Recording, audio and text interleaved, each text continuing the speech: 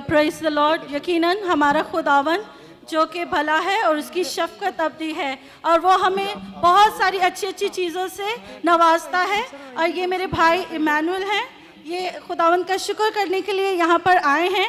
ये कहते हैं कि इनकी पहले एक कंपनी थी सुलेमान कंस्ट्रक्शन के नाम से और इनके पास अपना खुद का वर्कशॉप नहीं था। ये कंटिन्यूसली खुदावन के खादमों से दुआएं कराते रहे और इनका कहना है कि ये हाउस ऑफ प्रेयर में भी कंटिन्यूसली आते हैं और ये अपनी तमाम जो हदिया नजराने हैं वो भी कंटिन्यूसली खुदावन के घर फेथफुली देते हैं। इनकी खुद की गवाही है, ये कह रहे हैं कि जब से मैंने इस चर्च में आना शुरू किया है, ना कि खुदावन ने इनको एक और कंपनी से नवाजा है जो कि अल सदफ के नाम से है, और बल्कि खुदावन ने इनको खुद का अब वर्कशॉप भी दिया है। आए हम खुदावन के नाम को जलाल देने के लिए जोरदार ताली बजाएं। हालेलुया, जोरदार तालियां बजाएं। अगर ताली बजानी है तो यीशु के लिए ताली बजाएं। बरकत देना यीशु का काम है, शिफा देना यीशु का काम है, जिंदगियों को बदलना यीशु का काम है।